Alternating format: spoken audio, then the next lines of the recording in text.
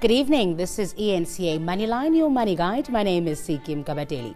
On the show tonight, it's the year of the recall, with 2014 seeing the most number of vehicles and goods returned to the manufacturer. The last founding member of South Africa's largest black-owned accounting firm has stepped down and is selling her stake in the company. And we unpack the world of hedge funds, what they mean and how you can invest in one. But first, here are your top stories.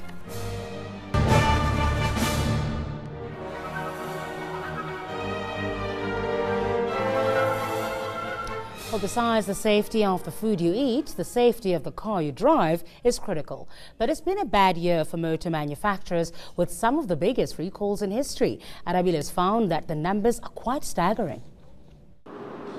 2014 has been the worst year for car recalls. On average, 1 in 5 American vehicles have had to be returned to the car manufacturer. This brings the total tally to 52 million cars recalled, surpassing the 30 million attained in 2004. Most of the problems have been airbag related. Audi is the most recent to issue a recall. It's asked for 850,000 A4 models worldwide to be returned for inspection. Honda has had the highest number of recalls, announcing its 5th safety concern for the year last week. Toyota has had the biggest scale of recalls, with over 6 million vehicles required for inspection. At the same time, Tastic joined the recall club by asking South African consumers to return 17,000 food items. The cost of the recalls is never really made public, but the belief is that millions upon millions is lost with every model returned. Like we've just heard in Arabile's report, 2014 has seen a record number of vehicles and goods returned to the manufacturer. So this evening, we're taking a look at what your rights are as a consumer and when your car manufacturer recalls your car, for example. So joining me now is Simon Coleman from SHA Specialist Underwriters, joining us from Cape Town. Simon, thanks for your time this evening. It seems product recalls are happening almost on a daily basis globally, but in South Africa, are they quite frequent in your experience? Firstly, Siki, thanks for having me on the show. Look, we are seeing an increase in the number of product recalls. At SHA, we provide insurance for this sort of thing, so we try and keep an eye on the number of recalls within South Africa and outside of our borders. And we've certainly seen more activity from the National Consumer Commission, certainly over the past year. So I would say there's definitely been an increase in recalls. Okay, so from the Consumer Commission front, and I suppose with the Consumer Protection Act as well, what are the rights of consumers when something like this does happen? Well, look, I mean, even before the CPA came into force, just under common law, consumers certainly had a right to use products that weren't going to injure them. Nothing's really changed there, but what we do see is that firstly, strict liability applies to suppliers of hazardous goods. So if somebody is injured, they would no longer have to establish negligence on the part of the supplier. So that's something that changed with the CPA. And then following on from that, we've had the Consumer Protection Act actually giving the National Consumer Commission the authority to initiate a recall on behalf of the supplier if they fail to do so themselves. And I suspect that is why we're seeing an increase, certainly in the last year or so since the new regulations came out. And are manufacturers aware that they actually need to protect themselves against something like this? I think specifically of smaller companies. We're talking here about your big car manufacturers globally, but I'm thinking now about smaller manufacturers in South Africa. These costs could run to millions. Yeah, that's absolutely right, Siki, and that's really what we've seen. You know, big global producers often have access to massive insurance programs, and they can, well, quite frankly, even in the absence of insurance, they can actually carry those costs. But when you're looking at a smaller business, particularly that we're trying to encourage entrepreneurship in South Africa, a small business really couldn't handle an expensive recall, and the costs can run into the millions very quickly. For instance, just the costs of notifying the media, getting word out into the public sector so that people actually know that there's something wrong with the products. And then, obviously, the costs of actually recovering those products and disposing of them correctly if they need to be destroyed.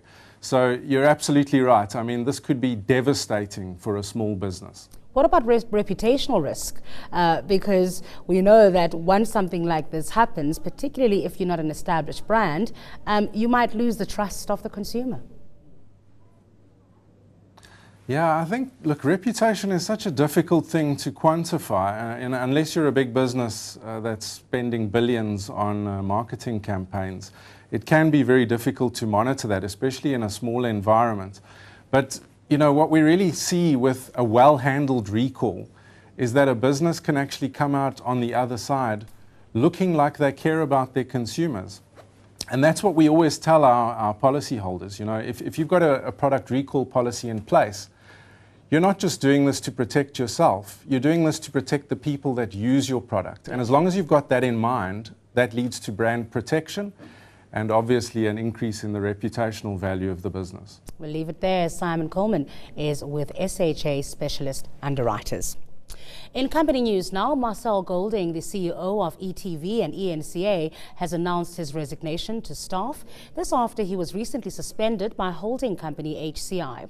Golding appealed against the suspension in the Labour Court but lost that application this morning. HCI accused him of an unauthorised share trade, saying he did not have board approval to acquire Ellie's shares to the value of 24 million rand. Golding says he's being ousted in a battle for control of ETV's editorial independence. Marcel Golding has informed staff that he had no choice but to resign, but says the fight is not over yet. While he resigned from HCI, he also intends to take the company to the CCMA on charges of constructive dismissal. He says his employment relationship with HCI has become intolerable and that he reached his decision with a heavy heart. He believed his upcoming disciplinary hearing was an orchestrated move to get him out.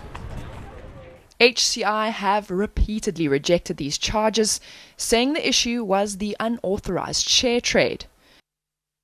At the same time, fellow HCI director Barbara Hogan has also quit. She cites the fact that the Ellie's share transaction inquiry unfolded in an unprofessional way and that major ETV shareholder Saktu had issues with ETV's editorial practices. HCI said it was surprised at the hostile manner in which Hogan's resignation had been couched. It states that no other board member, other than perhaps Marcel Golding, feels the same way as she did. Accounting firm Sizwen's Aluba Gobodo's chairperson has stepped down to pursue other business interests. Nongoluleko Gobodo had been both chairperson and founding member of South Africa's largest black-owned accounting firm. She says she'll sell her stake in the company. The enterprise will keep its name and continue to be led by current CEO Victor Sigese. Under Gobodo's leadership, Transnet awarded the company a 5-year multi-million rand audit contract. Nongoluleko Gobodo is the country's first black female chartered accountant and was the last co-founder to remain in the business. Sizwen's Aluba Gobodo is ranked among the top 5 accounting firms in the country. Anglo-American is finally reaping the rewards of a troubled investment. The mining giant delivering the first consignment of iron ore from its Minas Rio project. Anglo spent over 60 billion rand on the Brazilian mine between 2007 and 2008. The company had to wait for approval before starting production, and it seems the delay put the brakes on growth. Now that's changing. Anglo says more than 80,000 tons of iron ore is en route to China. It says the delivery was also within the targeted budget. The project is expected to produce 26.5 million tons a year, while the current mine life is 28 years. Anglo is investing around 24 billion rand in the mine this year and another 11 billion in 2015. Well, consumers may be feeling the pinch, but ShopRite has still managed to boost its sales in the third quarter. Africa's biggest food retailer increased its turnover by 12.3% in the 3 months to September. But it seems there's a catch. Local sales are lagging behind the rest of Africa, with non-South African revenue climbing by almost 16%. Meanwhile, the furniture division was virtually unchanged. ShopRite says it's getting ready to open 27 new supermarkets before the end of the year. It's also expecting sales to climb in the run-up to Christmas. ShopRite's shares were up 7.1% at the close, the retailer trading at 151 Rand a share. After the break, we take a look at the ins and outs of hedge funds as we focus on alternative investment vehicles in a down market. You're watching ENCA Moneyline, your money guide. Stay with us.